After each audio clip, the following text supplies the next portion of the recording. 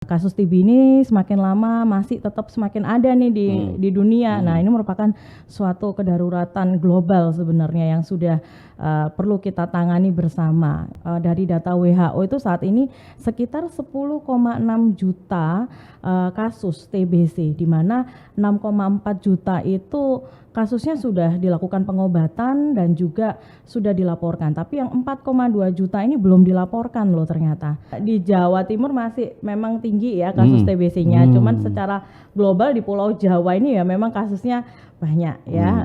Apabila nutrisi yang kita makan tidak mencukupi, otomatis imunitas tubuh kita akan rendah. Nah, gampang banget kemasukan bakteri-bakteri atau infeksi ya. Tentunya kalau TB ini sangat cepat sekali kalau udah nutrisinya kurang. Dengan merokok otomatis akan mempengaruhi perubahan struktur dari epitel saluran pernapasannya, sehingga gampang banget mikroorganisme untuk tumbuh atau berkembang lebih jauh begitu.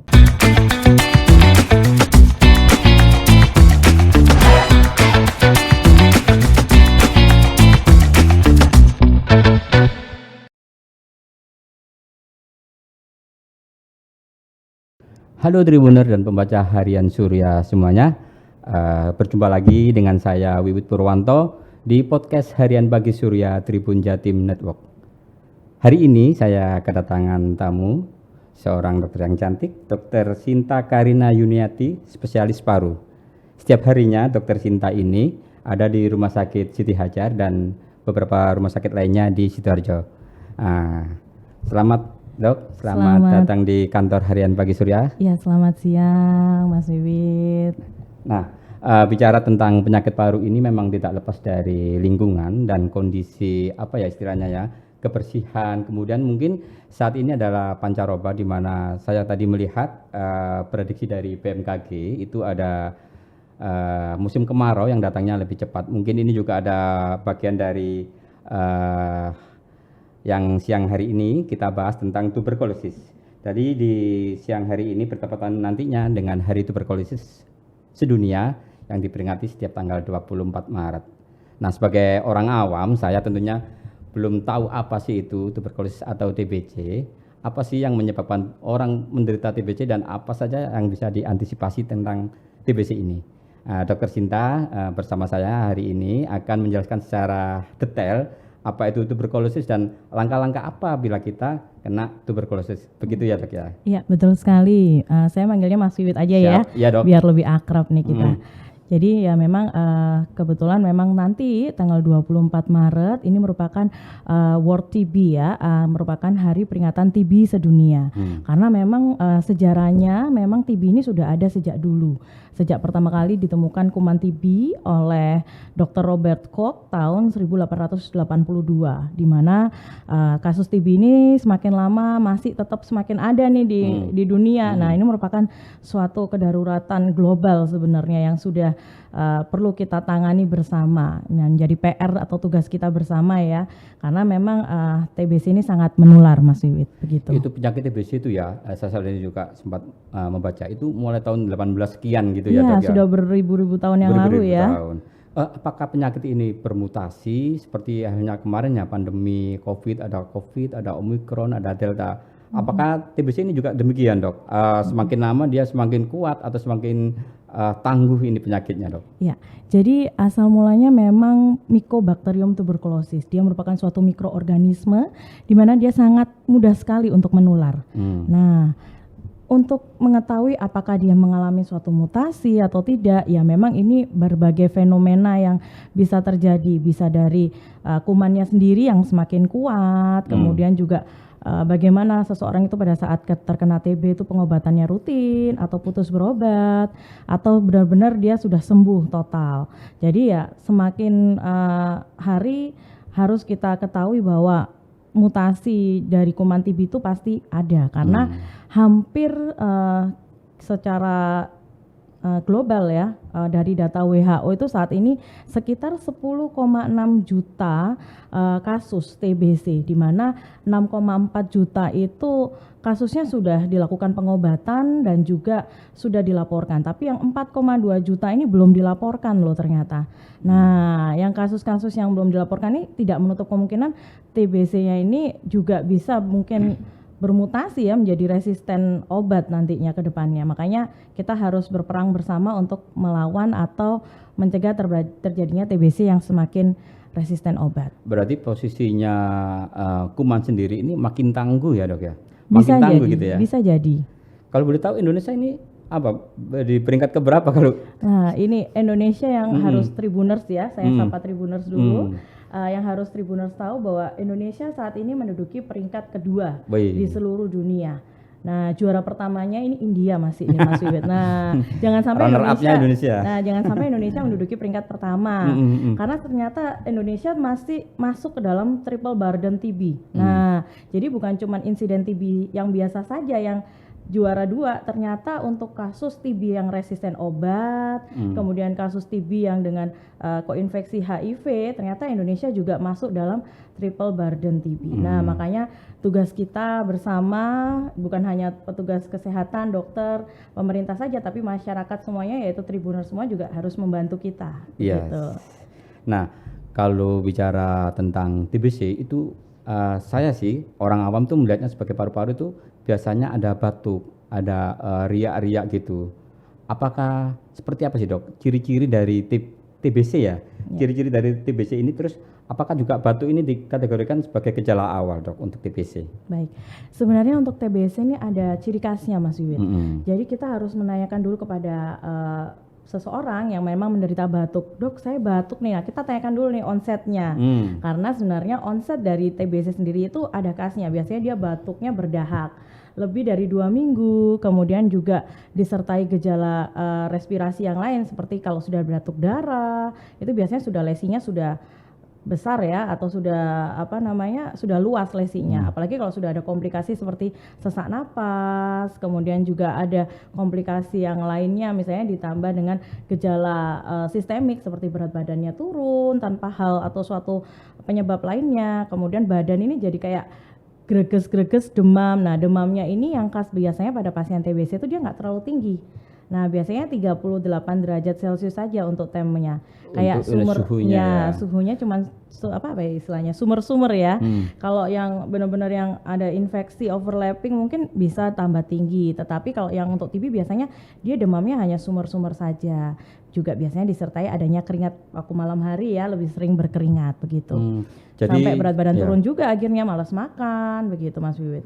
Jadi batuk ini belum tentu orang itu menderita TBC ya, tapi ada beberapa penyerta yang lainnya ya. Betul. Apa sih yang paling dominan dari batuk itu, apa disertai flu? Tadi selain keringat dingin ya, tadi ya ada keringat malam. Keringat malam. Keringat di malam hari begitu. Itu apa menggigil gitu dok? Ya kayak lebih berkeringat padahal udara atau suhunya kan di sekitarnya dingin nih, tapi pasien tersebut kok ngerasa kayak masih demam begitu. Itu memang seperti itu ciri khas dari kuman TBC-nya. Begitu, karena selain yang paling sering adalah yang trias TB biasanya. Oh, ada ininya ya, ada levelnya ya? Ya, jadi gejalanya tuh yang paling sering kita sebut atau istilahnya tuh trias TB.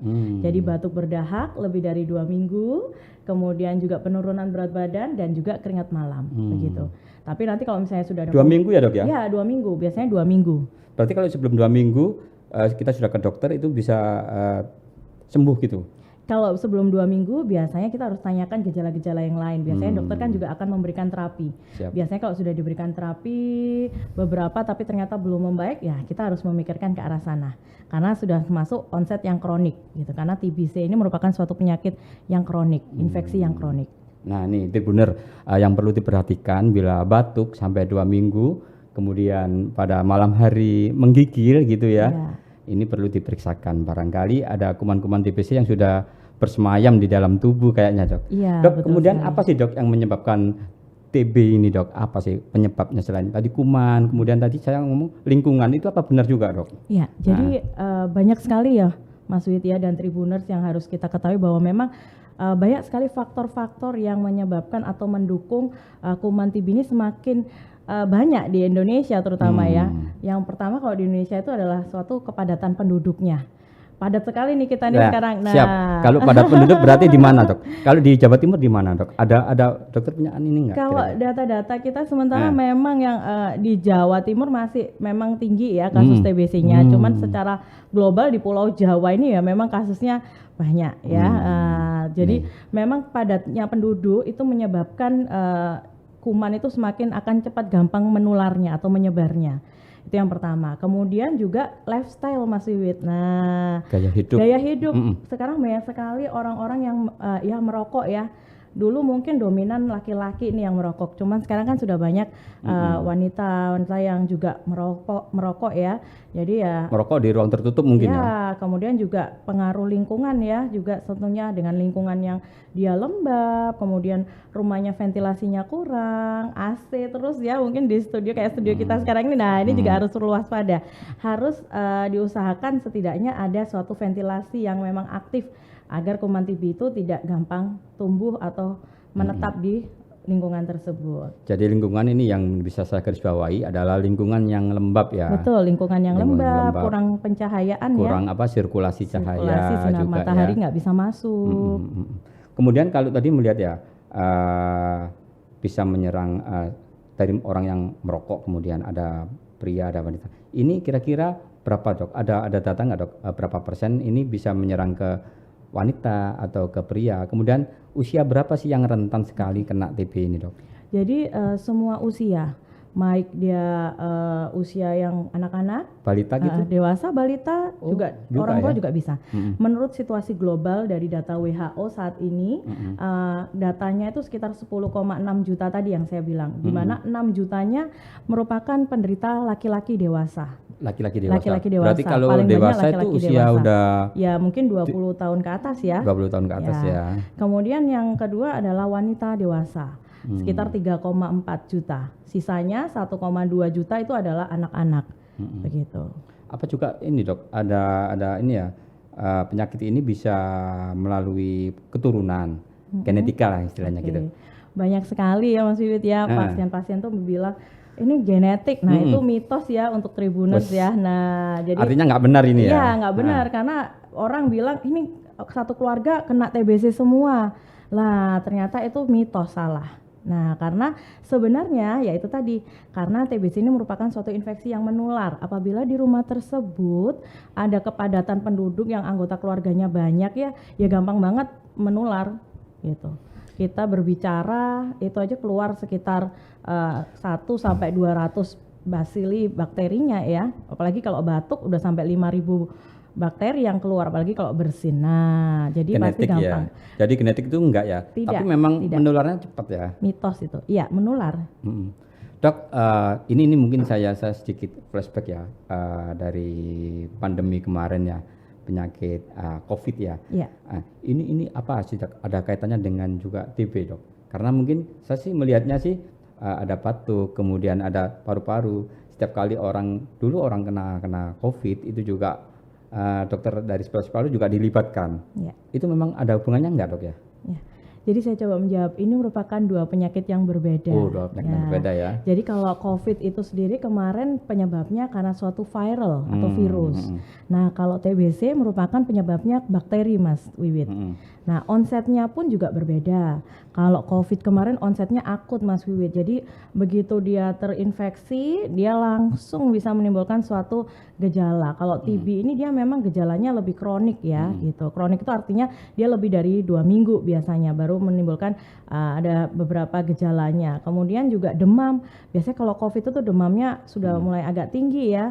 Nah, kalau TBC dia biasanya demamnya ya di bawah 38 derajat Celcius untuk suhunya. Kemudian dari foto ronsen atau pemeriksaan radiologi biasanya sudah berbeda gambarannya. Untuk TB biasanya dia lebih khas infiltratnya atau fibroinfiltratnya di bagian apex atau bagian atas dari puncak parunya. Sepertinya banyak sekali ya turunan dari spesies paru ini ya. Ada tingkatan-tingkatan ya. Kalau tadi melihat dokter yang jelaskan itu ada beberapa apex itu ya. Itu termasuk tingkatan dari penyakit paru ini, Dok ya. Dari penyakit yang istilahnya level yang terendah, kemudian yang ini stadium 1, 2, 3 gitu ya, Dok? Kalau dari TB sendiri tidak ada stadium-stadiumnya. Jadi kalau TB sendiri berdasarkan kriteria pembagiannya itu adalah TBC ini kasus yang baru, atau KTB ini kasus yang kambuh, atau dia putus berobat pada saat pengobatan TB. Kemudian juga kasus yang misalnya nantinya resisten obat seperti itu. Kemudian dok, tadi sempat disebutkan tentang lingkungan ya. Lingkungan ini juga menjadi pengaruh selain lifestyle. Kalau sudah kena di lingkungan, misalkan di wilayah A ini ya, beberapa warganya kena TB, itu apakah juga dilakukan semacam kebersihan lingkungan kayak penyemprotan kayak gitu? Apakah seperti itu juga dok? Kalau saya, setahu saya enggak ya, bukan penyemprotan, tapi mungkin ya pembuatan atau ventilasi yang memang yang bisa menjadi kunci. Karena kalau di bawah sinar matahari, kuman TB itu bisa mati gitu. Jadi dia nggak bisa hidup bila dia terkena sinar UV langsung. Berarti yang apa yang dimaksud dengan lingkungan ini lingkungan secara personal gitu ya. Betul. Jadi tempat tinggal itu kalau bisa dia punya suatu rumah itu yang punya yang ventilasi ya yang baik. Apabila memang ada AC, mungkin bisa dipasang exhaust seperti itu. Atau ada jendela yang bisa bertukar ini ya. Betul, untuk pertukaran udaranya, ventilasinya biar aktif lah ya, biar gak ngendon, istilahnya apa bahasa Jawanya kita?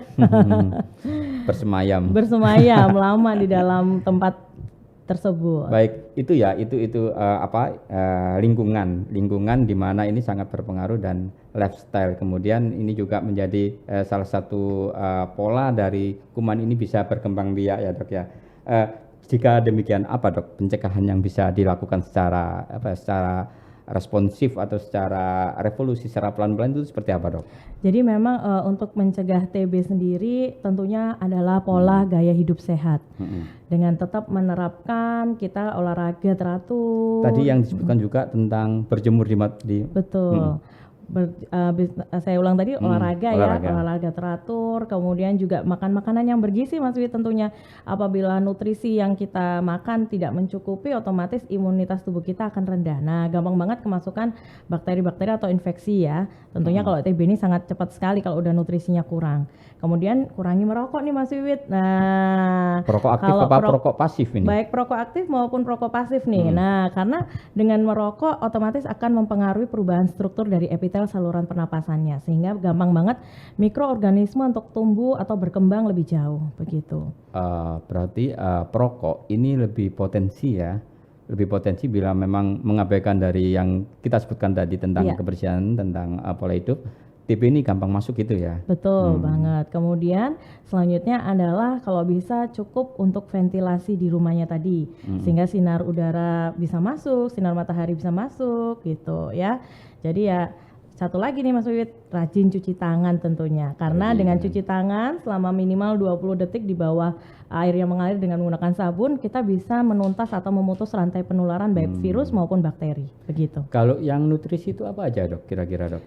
Kalau nutrisi kecukupan nutrisi ya harus seimbang ya. Karena sekarang kan sudah ada, kalau dulu kita mungkin taunya kan gizi 4 sehat 5 sempurna ya. Sekarang ini sudah 13 malah katanya ya. Jadi 13 panduan gizi seimbang nih kalau dari gizinya ini mungkin. Jadi ya makanan-makanannya cukup lah, karbohidrat, protein, vitamin dan sebagainya. Oke, ada tadi tentang lingkungan, tentang lifestyle. TB ini juga sepertinya yang saya ketahui itu di dalam sebuah menjelang pernikahan atau akad itu biasanya memang ditanyakan ya, ada antisipasi untuk TB juga ya dok ya? Oke, kalau sebelum menikah sih sebenarnya jarang ya, cuman istilahnya kita hanya menanyakan apakah pasangan kita memiliki suatu sumber penularan begitu. Nah, tapi kalau misalnya memang nantinya calonnya memang pasangannya dinyatakan TB sebelum hari menjelang pernikahan, biasanya kita sarankan adalah tetap dilakukan pemberian atau pendampingan pengobatan begitu. Karena setelah pengobatan minimal 2 minggu, insya Allah penularan itu sudah jauh lebih minimal Mas Wiwit.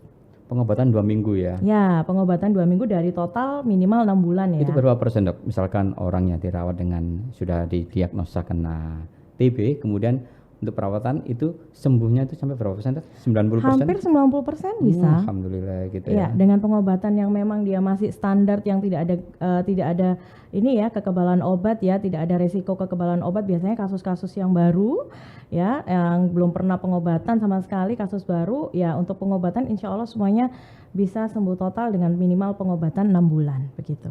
6 bulan itu rawat jalan ya. Oh, istilahnya, jalan rawat jalan ya. ya. Betul. Dengan tetap memperhatikan pola-pola hidup tadi itu ya. Betul, pola hidupnya. Dok, kalau di Rumah Sakit Siti Hajar ya, tempat jenengan setiap hari ada di sana, itu seperti apa sih dok? Prosedur dari pemeriksaannya, kemudian jika orang ingin mengetahui kondisinya ini kena TB atau enggak, itu seperti apa dok?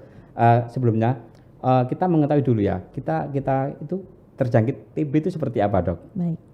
Tadi yang saya sudah jelaskan ya, jadi kita untuk mengetahui apakah kita TB ya dari trias TB itu yang paling gitu gampang ya. Mas Yud. Jadi dari gejalanya, baik gejala respirasi ataupun gejala sistemiknya. Nah, apabila di alur di RSI Siti Hajar sendiri, pasien-pasien yang memang memiliki gejala respirasi akan diarahkan ke poli paru. Nah, dari poli paru nanti akan dilakukan pemeriksaan oleh dokter di sana.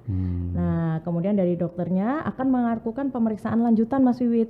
Biasanya akan diberikan pengantar untuk pemeriksaan tes cepat molekuler untuk spesimen dahaknya. Wes, ini agak berat kayaknya. Ya. Enggak juga nih. Tapi setiap selama pengalaman dok ya, mereka datang ke sana itu kondisi pasien itu dalam kondisi seperti apa sih dok? Sudah berat atau ternyata ini bukan TB bahkan gitu ya dok? Ada juga beragam. Jadi ada yang batuk-batuk udah lama. Nah ini kita istilahnya masih suspek istilahnya, kita bahasa medisnya. Batuk? Ya batuknya udah 2 minggu nih. Nah ini suspek TB-nya harus tetap kita periksakan untuk screeningnya ya.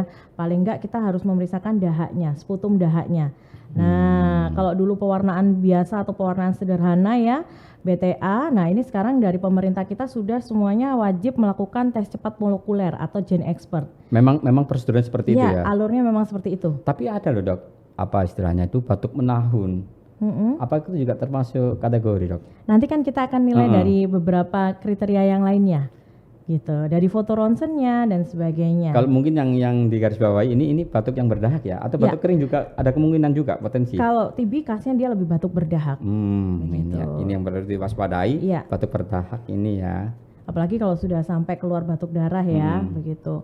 Jadi yang saya ulang tadi, kalau di Siti Hajar nanti bisa selanjutnya pemeriksaan dahak TCM biasanya. Nah TCM ini sendiri atau tes cepat molekuler ini kita memang sudah bekerja sama dengan dinas kesehatan setempat. Biasanya akan dilakukan pemeriksaan di rumah sakit rujukan ya, istilahnya rumah sakit pemerintah. Karena alatnya ini sementara memang hanya ada di rumah sakit tertentu. Biasanya rumah sakit pemerintah. Di Sidoarjo ada ya? Ada, di Sidoarjo ada. Ya? RSUD Sidoarjo, puskesmas beberapa juga sudah ada.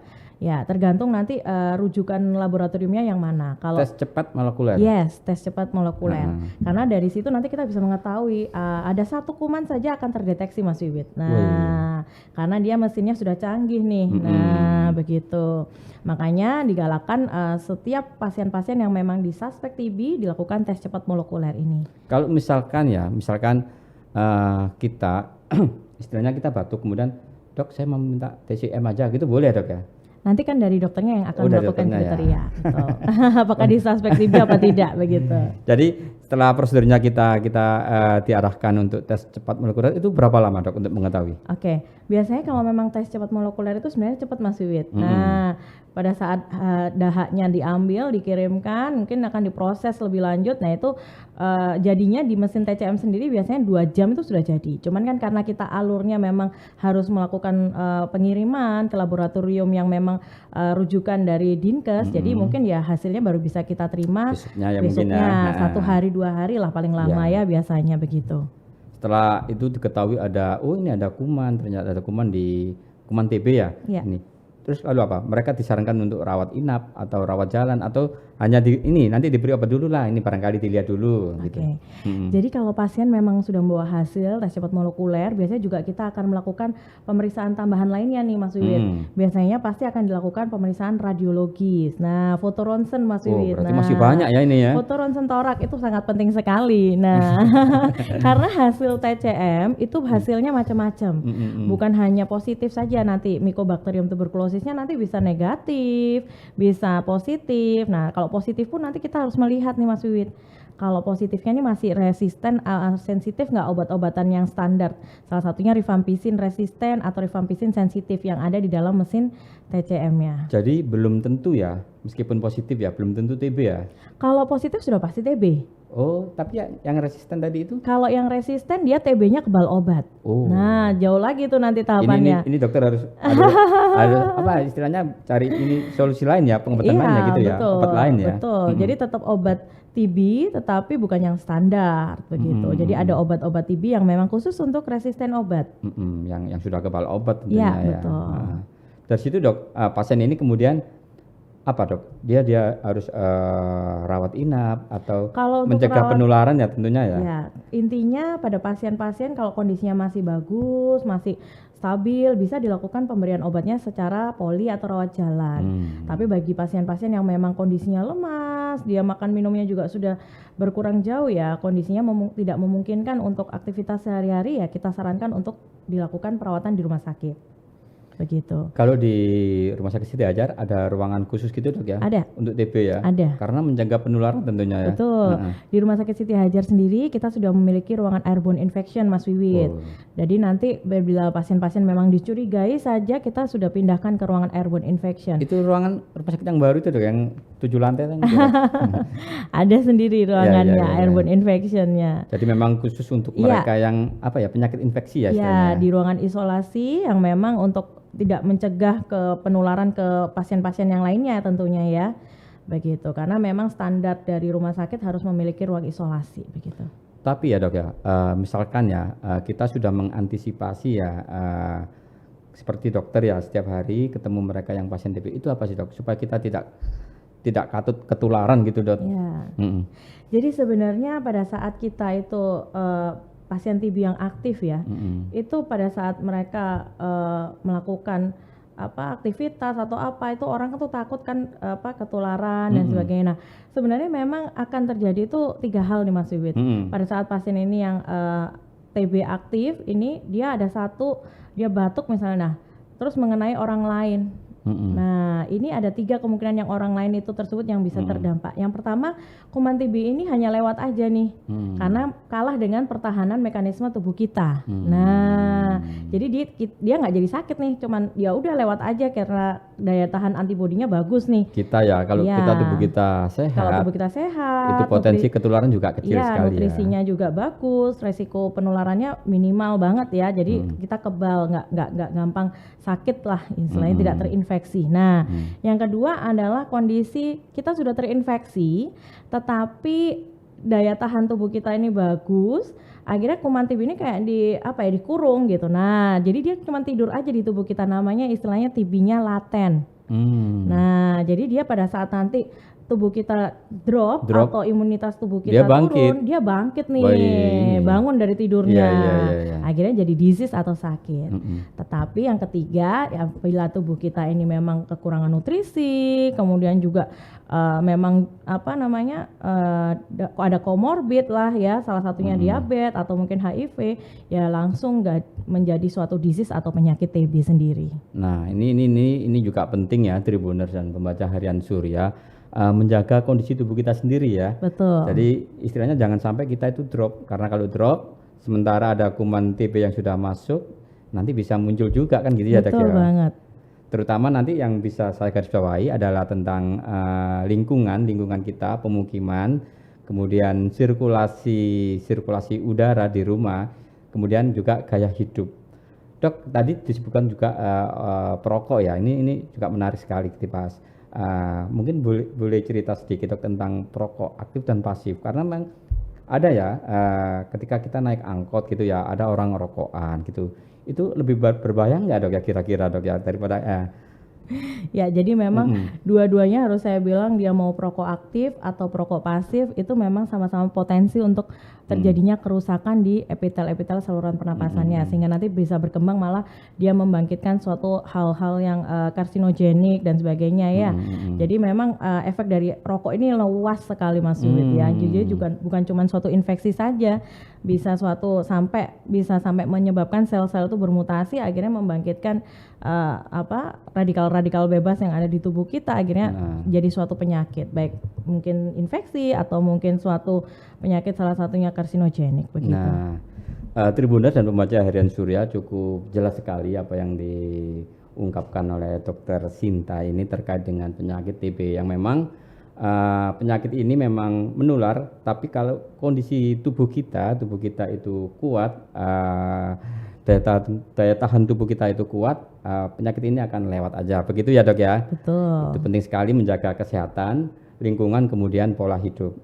Demikian Tribuner dan pembaca Harian Surya podcast bersama Dr. Sinta Karina Yuniati tentang penyakit TB. Kita akan jumpa lagi nanti di podcast berikutnya. Terima kasih. Terima kasih.